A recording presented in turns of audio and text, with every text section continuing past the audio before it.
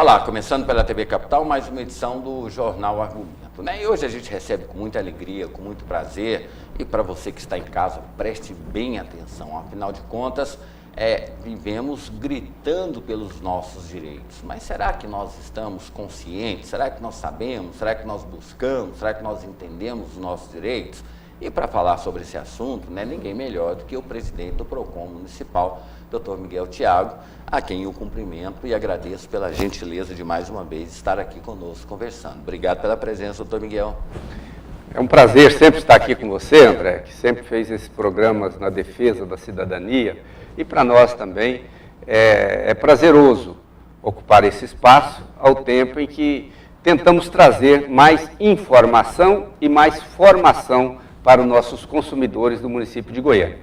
Parabéns pela colocação, porque precisamos de informação e não notícia, né? Porque a notícia, às vezes, ela esconde a informação, e nada melhor do que a informação para fazer com que a notícia seja completa. Parabéns. Ok, muito obrigado. Aliás, a cidade, o Brasil, Goiás está cheio de meios de comunicação, muito afoitos para vender notícia e chamar a atenção do telespectador, e pouco preocupado com essa informação correta, pouco preocupado com essa construção de cidadania que a gente encontra aqui nesse veículo de comunicação. Agradeço. E aí, antes da gente falar, vamos abrir só um parênteses, se você me permitir.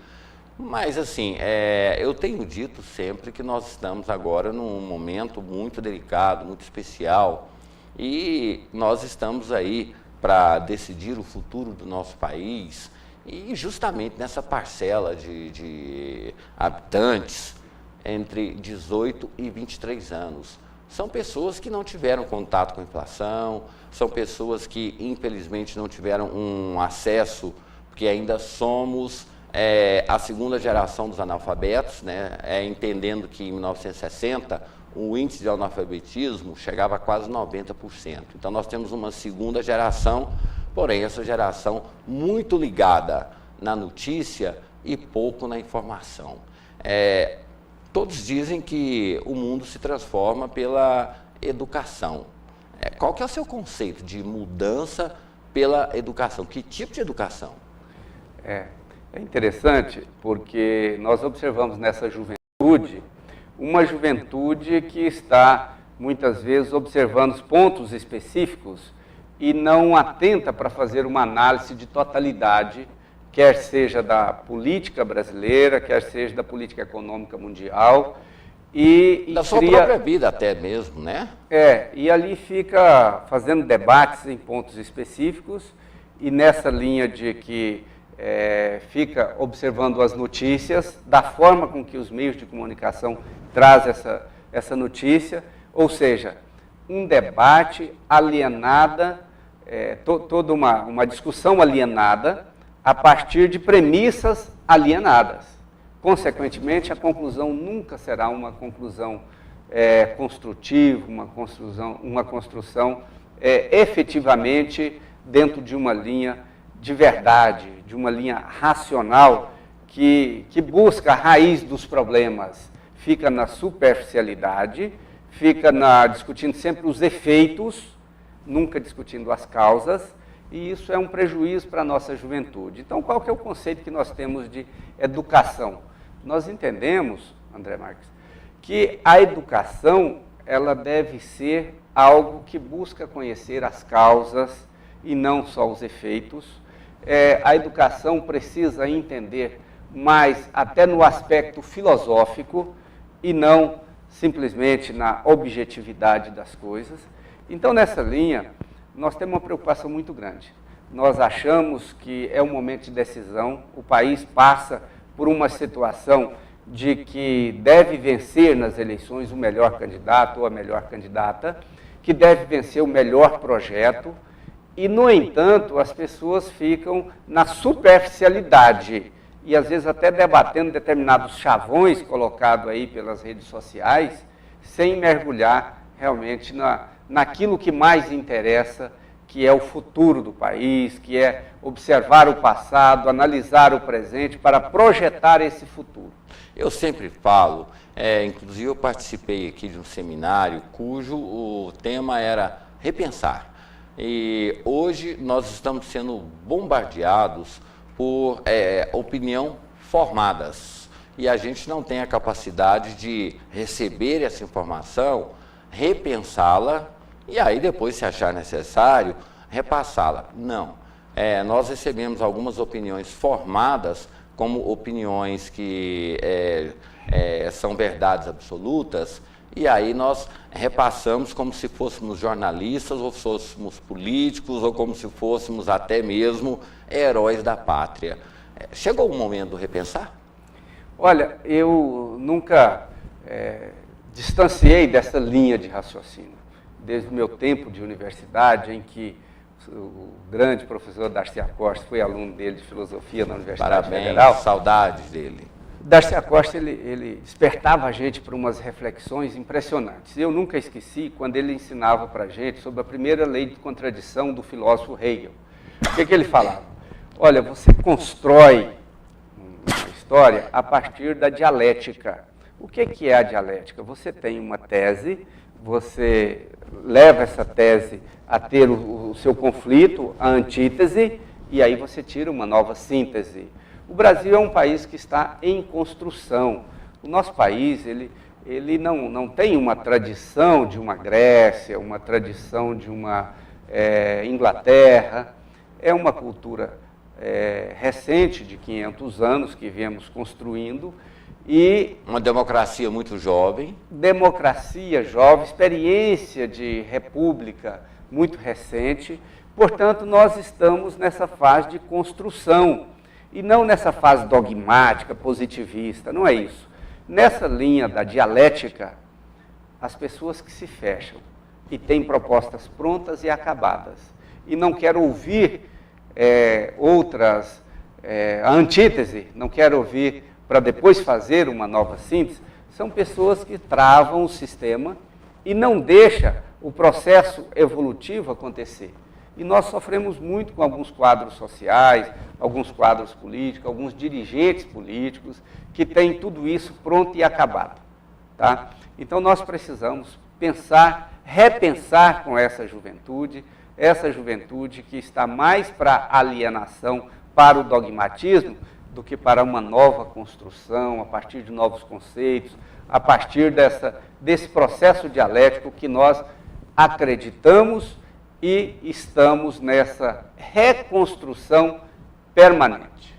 Antes de nós falarmos sobre essa questão do PROCON e tal, porque é uma aula que a gente recebe da sua vasta experiência, conhecimento, e eu falo que a faculdade, ela nos dá o conhecimento, e a vida nos dá digamos assim, o aprendizado, né? Porque afinal de contas, a faculdade, ela nos dá esse conhecimento e a vida nos dá a experiência.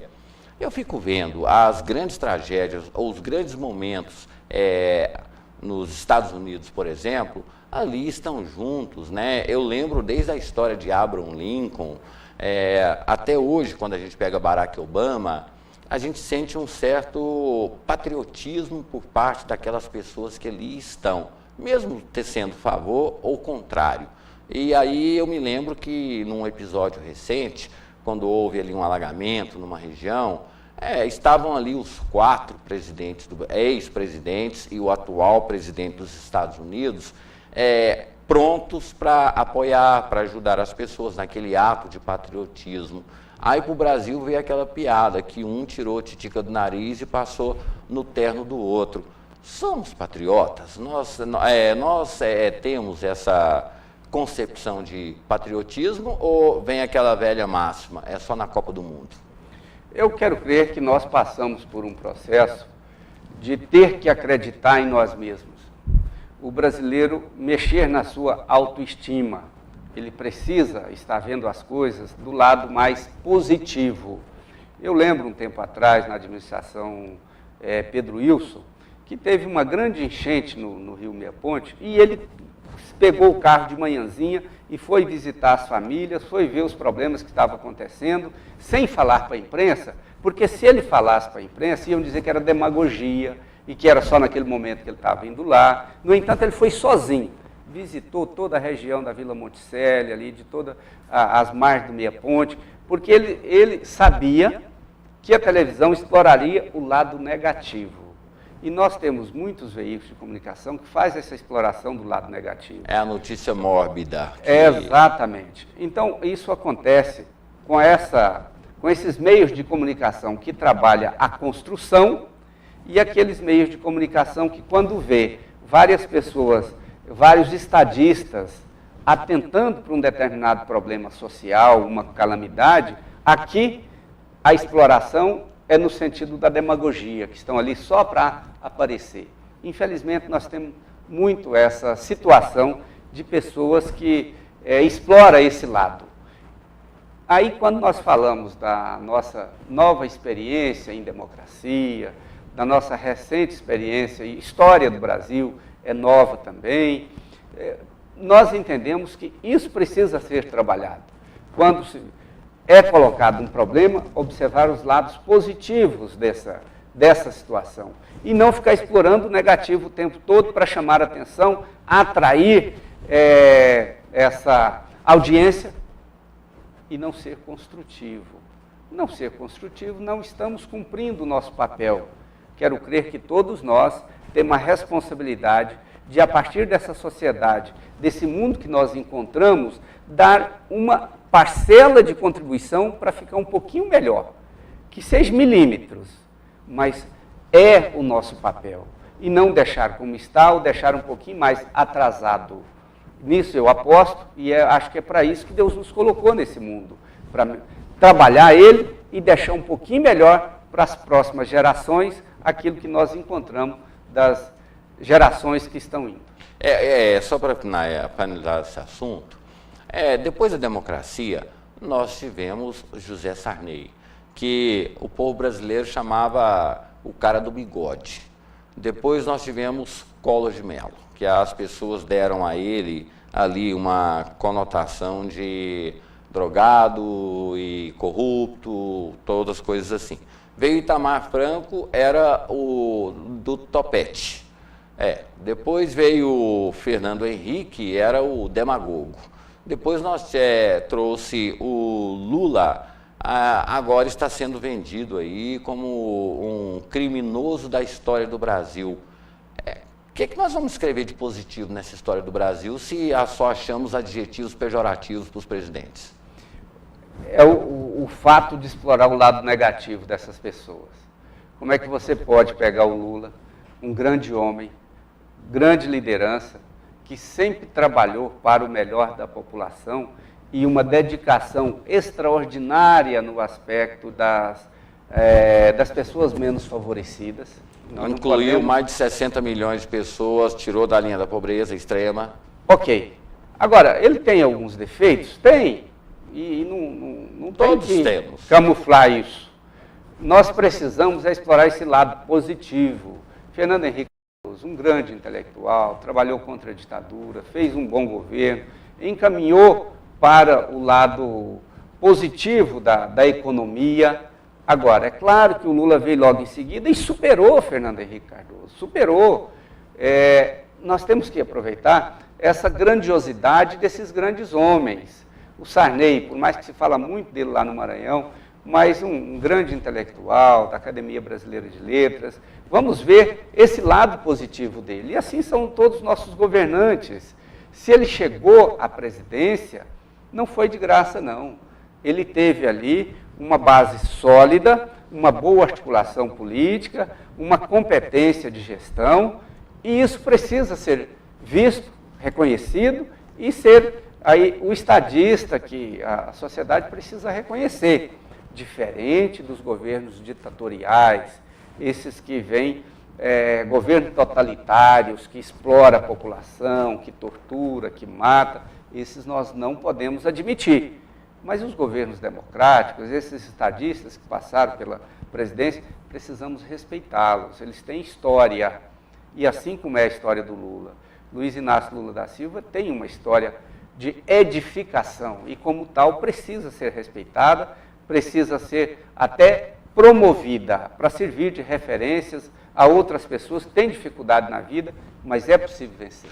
Só para finalizar, eu sempre falo que Itamar Franco Talvez ele não tenha sido o melhor presidente, mas foi um dos presidentes mais importantes na história do Brasil, porque as pessoas não se lembram. Saímos de um plano Sarney com inflação de 86% ao mês, elegemos um Collor que confiscou a poupança do cidadão e entrou ali o Itamar Franco num país a ponto de guerra, porque nós tínhamos ali, cada cidadão tinha o seu direito, mas todos assim, diante da indignação da inflação e logo depois de uma política muito agressiva financeiramente.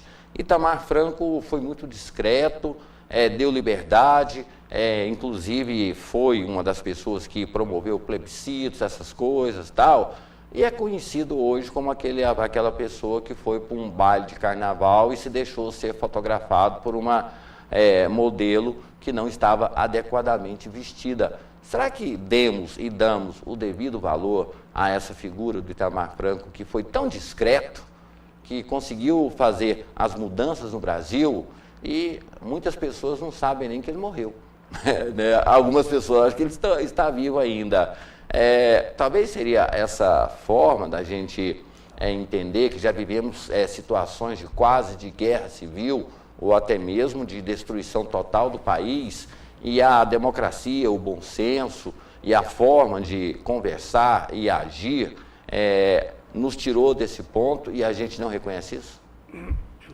Infelizmente, a forma com que é trabalhado os fatos desvirtua. E aí você deixa de reconhecer as qualidades do Itamar Franco como mediador, como um mineirinho silencioso, que fazia sempre o seu trabalho, e explora fatos pitorescos, coisas mínimas, e aí você fica lembrando daquilo, mas não é exatamente culpa do cidadão comum, do nosso telespectador. É o que a imprensa mostra.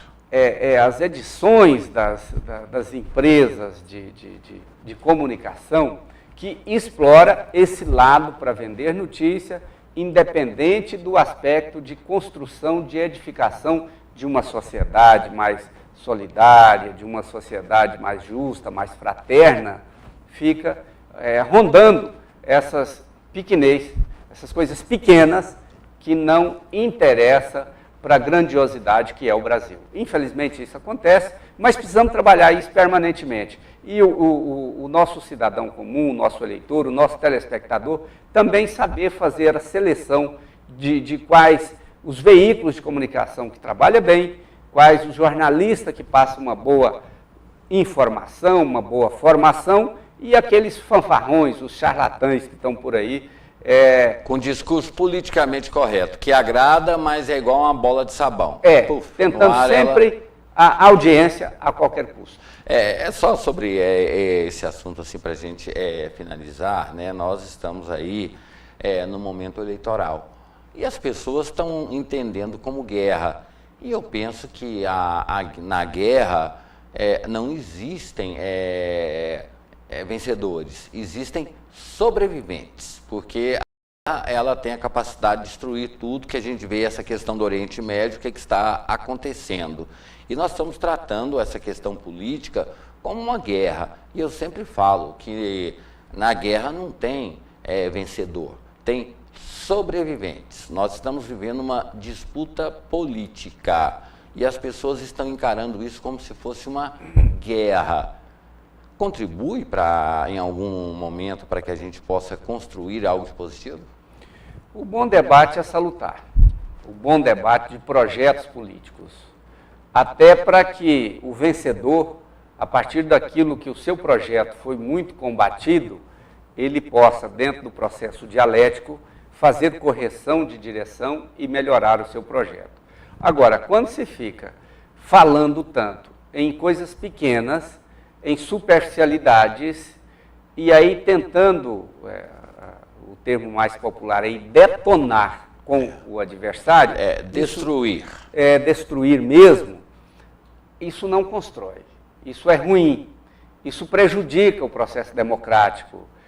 E, infelizmente, a grande quantidade dos eleitores não consegue fazer esse discernimento, fazer essa separação de que a argumentação ali é superficial só para destruir o outro, e fica levando na farra, na brincadeira e assimilando essa superficialidade, e aí traz um prejuízo para o processo democrático. As pessoas precisam prestar atenção aonde exatamente que é o bom debate e aonde vem aquele aspecto destrutivo. A partir desse discernimento, com certeza, a melhor escolha será feita, e eu faço muito esse debate, inclusive advertindo as pessoas: observe o seu candidato a deputado estadual, não só agora no processo eleitoral, mas também depois no seu exercício das atividades políticas, na Assembleia Legislativa, na Câmara Federal. Observe o seu senador, como é que ele vai se comportar nos próximos anos, no exercício do mandato. Mesmo se ele perdeu a eleição, continue acompanhando ele, porque a imprensa nunca perde eles de foco, até porque ficam muito conhecidos, depois a imprensa acompanha e está sempre mostrando a história deles para os eleitores. Quando o eleitor acompanhar bem aquele que ele votou, vendo a coerência dele no que se refere à opção partidária antes da eleição, o exercício do mandato, se ele tem uma mesma sequência nas posições ideológicas, coerência, né? O discurso e a prática, aquele que aproxima o que ele fala é o que ele faz, e o que ele faz é o que ele fala, pelo menos de caráter, aí nós já resolvemos um problema, porque infelizmente nossos quadros políticos, grande quantidade deles, carece de caráter. Olha, isso é triste, porque para estar se colocando na condição de ser representante na sociedade, essa fase aí já tinha que ter sido superada. Caráter já teria que ter. E às vezes alguns já colocam assim: eu sou honesto. Olha, isso é uma premissa natural de ser. Hoje virou uma virtude quando era obrigação. Ok. Virou uma virtude quando a lógica indica que tinha que ser uma obrigação de todos. Ok. Um breve intervalo comercial e na volta vamos falaremos sobre os assuntos, que afinal de contas todos nós temos, somos consumidores, estamos sempre tendo contato, seja de um lado comprando ideias, comprando produtos, comprando tudo, e aí existe esse órgão mediador que tenta promover aí o bom senso, o consenso e a paz entre as partes, que é o PROCON municipal. Um breve intervalo, eu continuo aqui com o Miguel Thiago. Instante.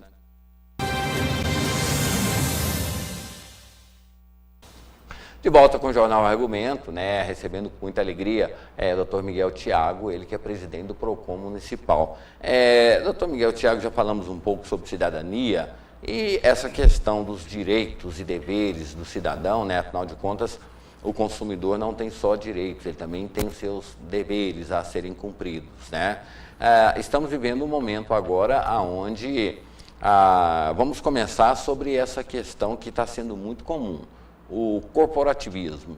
Você vai em determinado, por exemplo, numa farmácia, você vai em algum lugar, eles perguntam: você tem um cartão de uma empresa tal? Porque aí você tem um desconto.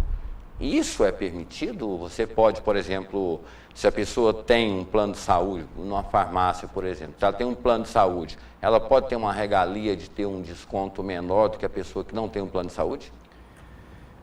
O sistema corporativo, isso é permitido sim.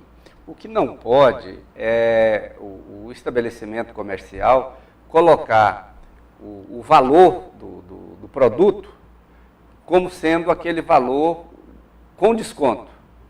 Aí quando você vai pagar no caixa, fala: não, esse valor é só para quem tem o convênio tal, ou que tem a carteirinha de tal instituição.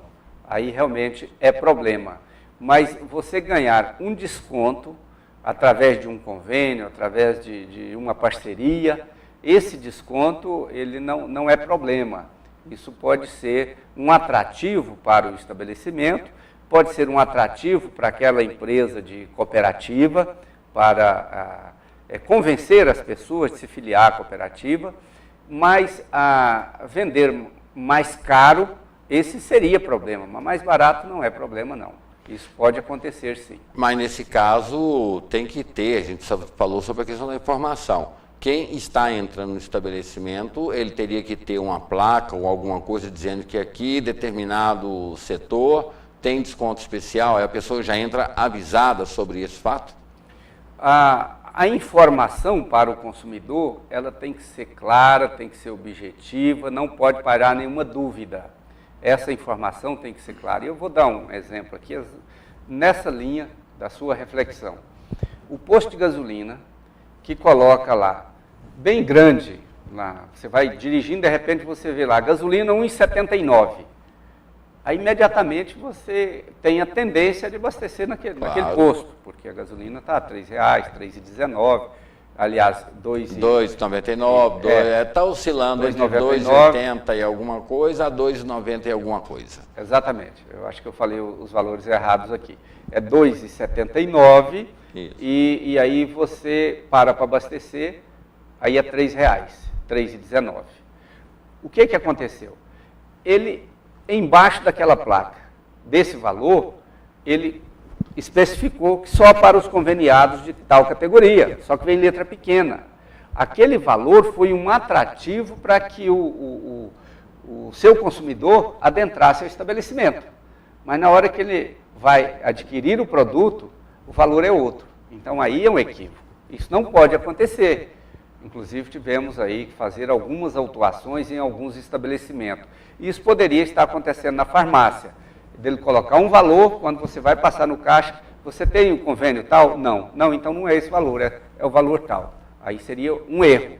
Mas da forma com que eu tenho visto acontecer, não chega a ser um problema passivo de autuação, não. Outro que nós estamos vivendo agora, a questão da CELG.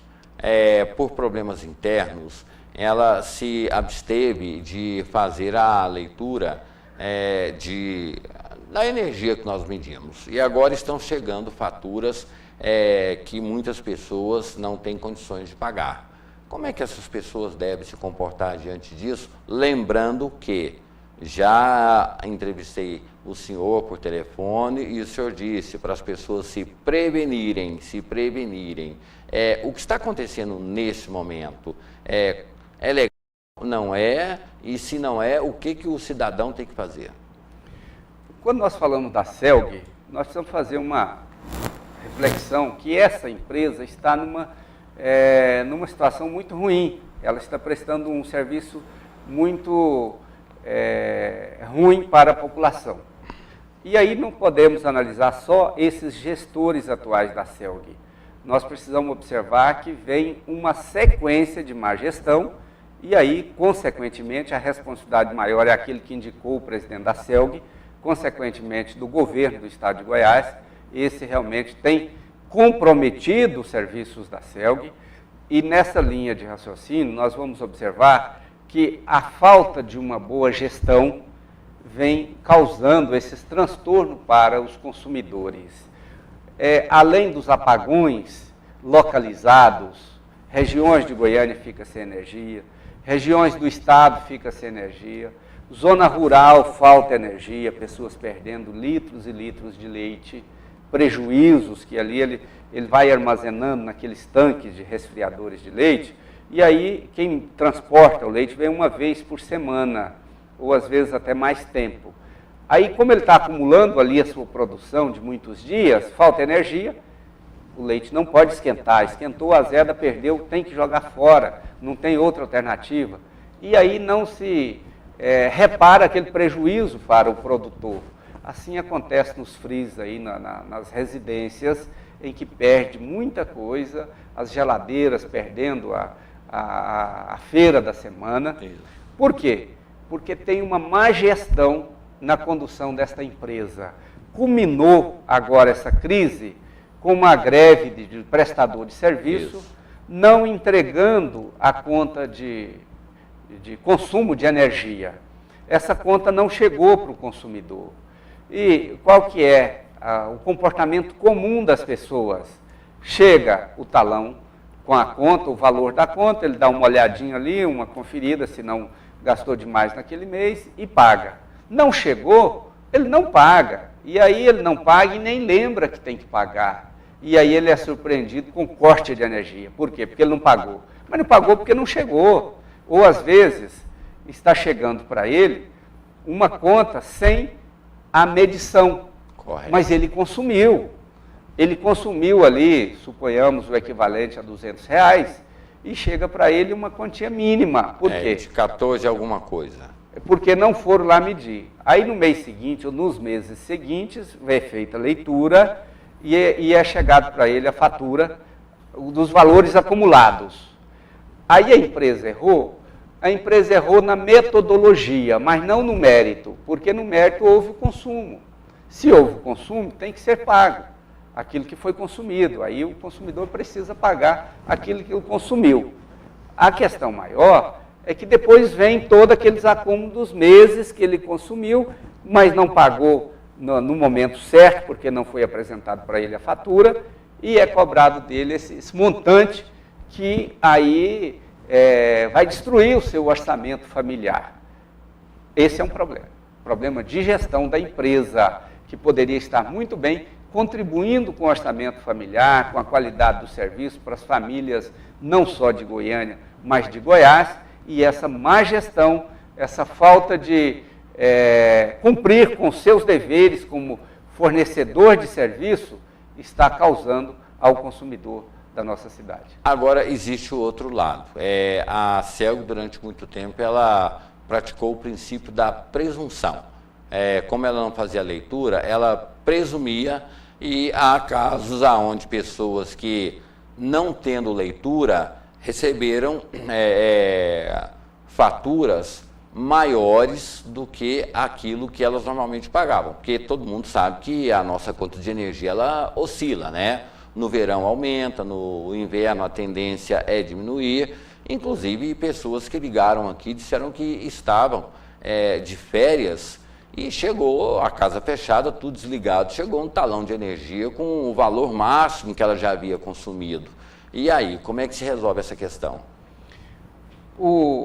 Nesse momento nós temos um problema de consumo muito grande com esse calor insuportável. Goiânia, que está a previsão do dia de hoje é Mas de será 38 que nós não graus. sabíamos, Miguel? É igual o presidente da Saniago, ele, desculpe, mas ele disse que está faltando água, porque a gente está bebendo muita água. Eu não diria bebendo muita água, mas às vezes as pessoas desperdiçam muita água. Mas a expressão dele foi gravada, desculpe, né, televisionada, radiada e publicada. Muito infeliz, nesses termos aí, muito infeliz a colocação, né? Mas tem determinados momentos um consumo maior mesmo. Mas o fornecedor do serviço, ele tem que ter essa previsão. Ele precisa ter essa previsão de que o consumo possa aumentar. Agora, essa estimativa, isso pode até acontecer uma estimativa no mês, mas fazer a correção logo em seguida. Isso é previsível também. Faz a estimativa, depois faz a correção. Mas estimativa sempre, ou estimativa sempre acima para depois diminuir, pode se caracterizar má-fé. E a má-fé em nenhum momento é tolerado pelo PROCON. O PROCON municipal, nós temos seguido a orientação do prefeito Paulo Garcia, aliás, o prefeito que é muito cauteloso no aspecto de zelar pelos munícipes e às vezes enfrenta uma dificuldade aqui, outra ali, faltou dinheiro, aí realmente inviabiliza tudo, né? Mas ele sempre nos orienta a atender bem e não deixar acontecer injustiças dentro de uma linha de transparência, de sustentabilidade, e nós fazemos esse trabalho e até reconhecemos a dificuldade de gestão de uma empresa igual a CELG, com muitas dificuldades, e aí não se fala que a dificuldade maior vem lá de cima, de falta de boas negociações, de viabilizar a empresa. Uma empresa não é igual à CELG, ela não se quebra num governo, né? Ela se quebra ao longo dos governos. Exatamente. E ela não se quebra, às vezes, também pela presidência da empresa. Tem alguém lá em cima que indicou essa presidência, tem alguém, uma autoridade maior que está vendo a população com dificuldade e não reage, e não vai atrás de uma boa negociação, de um bom entendimento, e isso tem causado problemas para a população. E aí nós estamos falando do governo do Estado de Goiás, esse governo que deixou muita gente prejudicada pelos maus serviços da CELG só e não trabalhou nesse aspecto, Miguel, para não entrar na questão política, a gente pode ser até penalizado depois por propaganda negativa, né? Desculpe falar sobre isso, porque estamos agora, eu acho assim, algo que não deveria acontecer, mas existem as leis que a gente volta àquela questão do Congresso Nacional. Muita gente culpa a Justiça Eleitoral pelo rigor, mas esse rigor, ele é uma lei que ela é feita no Congresso Nacional, a Justiça Eleitoral, ela tem que aplicar. Ficar 3 meses sem presidente da República no Brasil é democrático, onde quem, assim, sem entrar no mérito, nós estamos, assim, dentro desse aspecto da eleitoral, aonde a presidente ou o presidente, seja quem for, ele tem que andar com um advogado do lado. Se ele vai apertar a mão de uma pessoa, pergunta para o advogado: estou cometendo crime? Se ele vai abraçar, estou cometendo crime? Se ele vai tomar um café, não, vem tomar um café aqui em casa, olha isso, eu estou cometendo crime. Esse recesso de rigor que está sendo imposto, claro que também a questão da justiça eleitoral, ela é um processo onde também há uma relação, só que muda consumidor com eleitor, né? Mas esse rigor da lei que é feita no Congresso e tem que ser aplicada pela justiça eleitoral. Está perdendo a democracia, a festa da democracia? Eu falei aqui nesse dia atrás, daqui a uns dias, se a gente mostrar o título, a gente vai ser preso. As últimas eleições, para mim, foram uma das mais fúnebres que nós tivemos no Brasil. Essa relação, colocando o eleitor como consumidor, está evoluindo? Olha, aqui nós vamos mudar um pouco o foco do nosso debate, mas o que nós observamos é que a nossa legislação também está nesse processo de aperfeiçoamento. A nossa legislação ela tem que ser diferente da legislação eleitoral de outros países mundo afora. Por quê? Porque a nossa cultura, os nossos costumes de brasileiro, ele também é diferente. Então, cada eleição tem mudança na legislação e vai mudando exatamente para fazer as adaptações de tal forma que o processo da representação política, o processo do sufrágio universal, ele seja garantido com a devida eficiência e sem maculação do resultado. Muitas vezes os nossos juízes eleitorais, o próprio Ministério Público, age no sentido de corrigir, aperfeiçoar, sem macular. Mas tem alguns momentos que pessoas que entraram para o serviço público pela via do concurso, ele não está satisfeito, ele quer ter poder de decisão. E ele esquece lá do artigo da Constituição que diz o seguinte: todo poder emana do povo. E para o povo. E para o povo. Quem veio para o concurso não veio para decidir no sentido da vontade do povo. Não, ele veio para cumprir as suas funções burocráticas e a partir das contendas ele vai poder também dar as suas decisões. E nós temos enfrentado isso.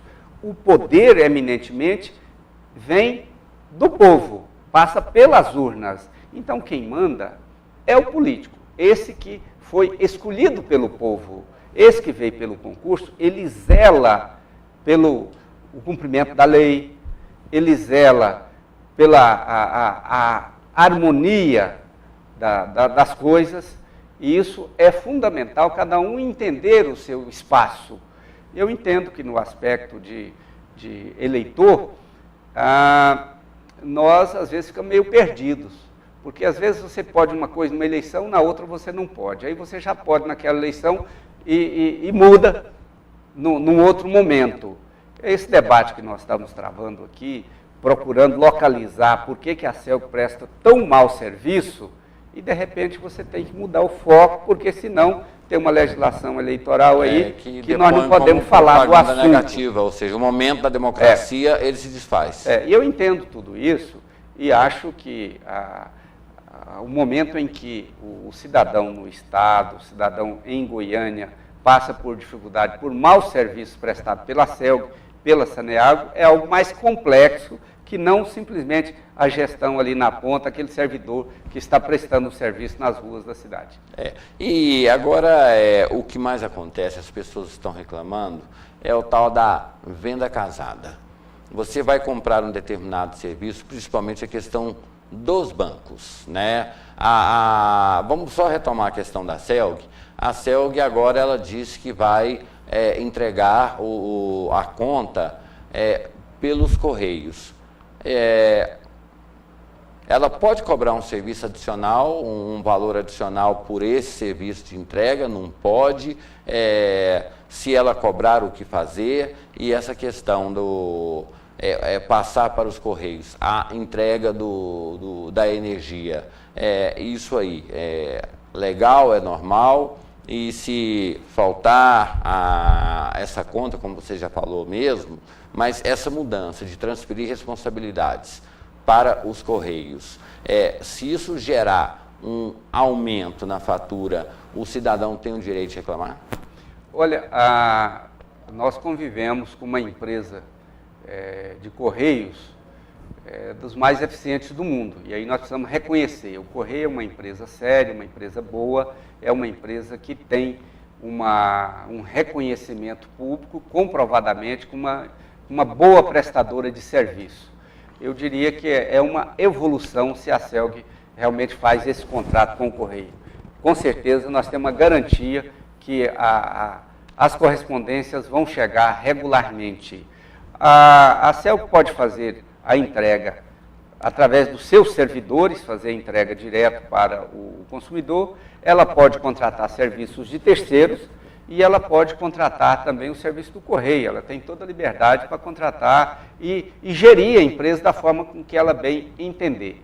O Correio é que muitas vezes ele interfere nas empresas particulares para que as empresas não contratem terceirizados para fazer entrega de correspondência e quer manter o monopólio o tempo todo. Por mais que ela seja uma empresa eficiente, uma empresa pública dessa área, mas é questionável essa situação dela ter o monopólio de entrega de correspondência. Por exemplo, se a Prefeitura de Goiânia quiser entregar os talões de ISSQN, Imposto sobre Serviço, que ali emite dezenas de milhares de talões, ela não pode contratar uma empresa particular, ela só pode contratar o Correio, esse monopólio. E isso precisa ser repensado, esse monopólio dos serviços. Nós precisamos ter mais empresas prestando serviços para que haja, inclusive, melhor qualidade. Senão, não justificaria também, nós temos bancos públicos, tipo o Banco do Brasil, Caixa Econômica. Por que eles entram no mercado bancário? Para melhorar os serviços e entrar na competição nivelando por cima. Aí os bancos particulares eles precisam também melhorar a qualidade dos seus serviços. E o Correio não tem essa concorrência, né? Ele acaba reinando sozinho na entrega de correspondência, na entrega desses avisos, seja qualquer coisa, né? Aí a gente tem aquela coisa que a gente sempre fala, né? A melhor forma de economizar é a opção. Se a gente tem 5 ou 6 empresas oferecendo o mesmo serviço, claro que você preserva a qualidade, mas você pode escolher a mais barata, porque há ali uma concorrência. Exatamente. E todos querem ganhar, e para isso a tendência de oferecer bons serviços a preços baixos. Quando não há essa concorrência, aí nós ficamos reféns do valor da empresa que determina. E interessante que nessa linha de raciocínio, o PROCON às vezes ele é acionado devido a valores, preços. Mas se, por exemplo, um posto de gasolina está cobrando mais caro, o outro está cobrando mais barato, o PROCON não tem que preocupar tanto, porque existe ali a lei de mercado. Sim. Você só vai naquele posto se você quiser, porque você tem outras opções. Agora, quando você não tem essa opção, e aí há uma exploração sobre o consumidor, o PROCON entra em campo. Aí o PROCON vai corrigir a injustiça. Ele vai estar pronto para agir. Mas quando é algo que a lei de mercado possa regular, e nós vivemos a lei de mercado. o nosso Estado liberal, o nosso Estado capitalista, ele dá essa condição para que quem oferece o melhor serviço e os melhores preços, consequentemente, ele vai atrair mais o consumidor. Eu estou vendo aqui porque eu acho que no Brasil a gente devia fazer mais isso, né? Passar informação para o consumidor ou qualquer pessoa, né? Eu estou vendo aqui que foi feita uma cartilhazinha do PROCON sobre a questão de compra de imóveis. Eu acho que é importante as pessoas lerem para conhecer os seus direitos e até mesmo saber, né, como agir diante de algumas armadilhas que são impostas. Você poderia fazer um resuminho rápido para a gente sobre essa questão? Porque a gente está vendo aqui, né, faça essa análise, cheque memorial descritivo, após efetuar a compra de qualquer imóvel, faça a transferência. Ou seja, são coisas que muitas vezes nós já sabemos, mas não fazemos. Sim. E aí tem aquela campanha sempre, né, de alertar, alertar, alertar. Essa questão da compra de imóvel. Essa cartilha que fala sobre a compra de imóvel faz parte de uma série de material que nós produzimos na linha da educação, na linha da informação, da orientação para o consumidor. Nós fizemos uma série de cartilhas falando de assuntos variados. Inclusive, imprimimos um novo Código de Defesa do Consumidor, que está atualizado. Aqui, né? Que está aqui, se o Valdemar puder dar um close para a gente aqui. Parabéns por essa atitude, né? Que antes era comprado. Com toda a legislação correlata, com toda a legislação pertinente ao assunto do defesa do consumidor, esse material nós estamos produzindo permanentemente para distribuir para os consumidores nessa linha da prevenção. Aqui, quando o consumidor vê a cartilha e vai fechar o seu negócio com uma empresa, ele já tem ali os conselhos básicos, porque nós estamos tendo muito problema com construtora, porque Goiânia teve uma certa explosão, principalmente de apartamento. A cidade verticalizou muito. Um boom imobiliário. A cidade verticalizou muito. Nós temos muitos apartamentos em Goiânia. E começou a ter muitos problemas. Que tipo de problema nos apartamentos? A pessoa compra um apartamento, muito feliz, passa por lá de dentro, de repente tem uma infiltração. De repente o piso não é aquela qualidade que estava descrito ali no seu contrato. Ele começa a aparecer cerâmicas arranhadas. A encanação não está boa. De repente também no método de pagamento, ali ele dá uma entrada, depois, não, isso que você deu entrada foi para pagar o corretor, agora o valor do apartamento é outro.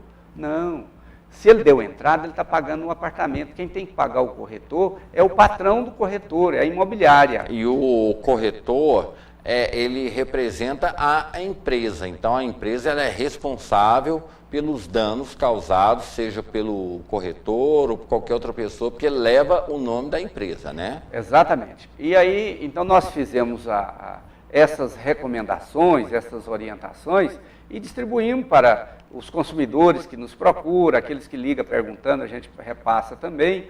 E assim deve ser o nosso trabalho, numa linha pedagógica, numa linha de orientação, numa linha de informação. E a partir do momento que nós assumimos o PROCON Municipal de Goiânia, as nossas frentes de trabalho têm sido dessa forma. Proteger a população, proteger o consumidor, e consumidor somos todos nós, orientá-lo bem, que não entra em ciladas, porque de repente o sonho da casa própria possa ser até um certo pesadelo, e aí tem pessoas que jogam tudo que tem no sentido de adquirir a sua casa, e aí vem as frustrações. E aí nós precisamos, portanto, de uma boa orientação. Miguel, infelizmente, né, o tempo passou muito rápido, falamos sobre política, sobre muitas coisas, essa aula, né, a boa aula passa muito rápida. Nós temos mais um minuto ainda. Eu queria que você dissesse para as pessoas, afinal de contas, você que está lá, desculpe chamá-lo de você, pela nossa amizade, mas é o senhor, o doutor, que está à frente do PROCON. Quais são os principais alertas que o PROCON faria hoje ao cidadão para que ele possa se resguardar e, ao mesmo tempo, usar os seus direitos. Pode ficar à vontade, o pessoal está te ouvindo, está te vendo. Obrigado. Nós passamos sempre essas recomendações. Assim que o consumidor vai adquirir um determinado produto, vai adquirir um determinado bem ou serviço, precisa ter, antes da contratação, a boa conversa, a boa informação. E aí, por parte também do fornecedor. Aquele fornecedor que explica bem, que conversa bem na passagem ali do seu serviço ou produto, ou seja, a venda bem feita e a compra bem consolidada, há uma satisfação do fornecedor e do consumidor. Mas quando essa conversa ela não é bem articulada, aí esse problema acaba desencadeando lá no PROCON. A venda e a pós-venda.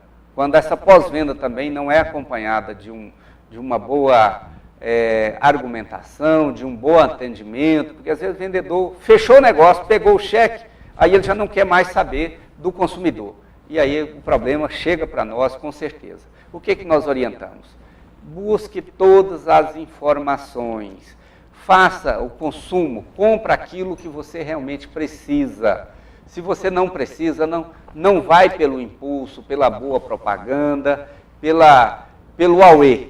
Você precisa fazer a sua compra de acordo com a sua necessidade. Separar bem aquilo que é necessidade e aquilo que é imposto pelo sistema, inclusive de mídia, de propaganda.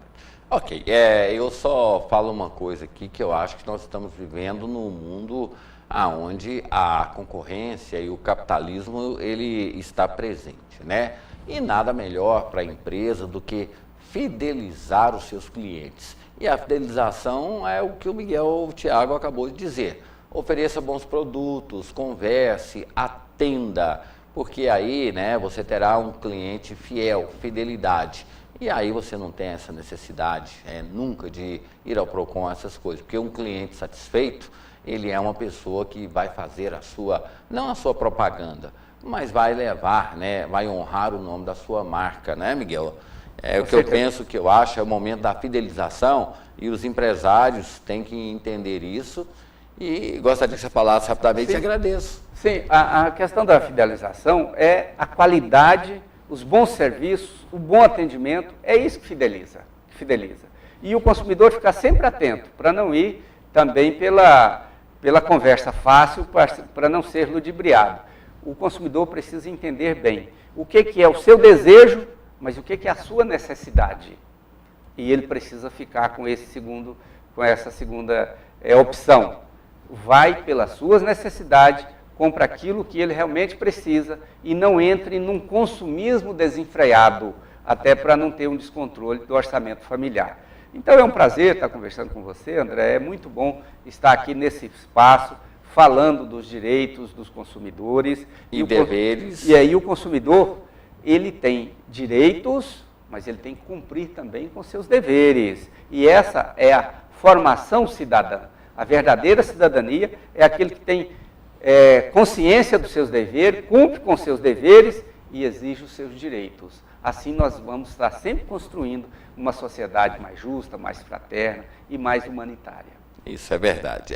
O telefone do PROCON é 156 e o site do PROCON é procon.goiania.gov.br, né? Precisando, estará lá Dr. Miguel e toda a sua equipe solícita para receber as pessoas e não para promover uma discussão, mas sim um entendimento entre as partes, que é a melhor maneira de resolver qualquer demanda.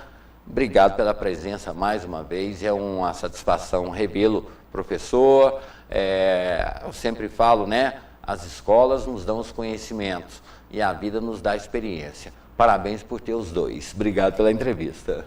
Muito obrigado, André. É um prazer estar aqui com você. Estamos no PROCON, na Avenida Tocantins, número 191, à disposição para fazer esse trabalho em defesa da nossa comunidade goianiense. Meu abraço. Ok. Chegando ao final de mais uma edição do Jornal Argumento, a todos vocês, nosso muito obrigado. Fiquem todos com Deus e até amanhã.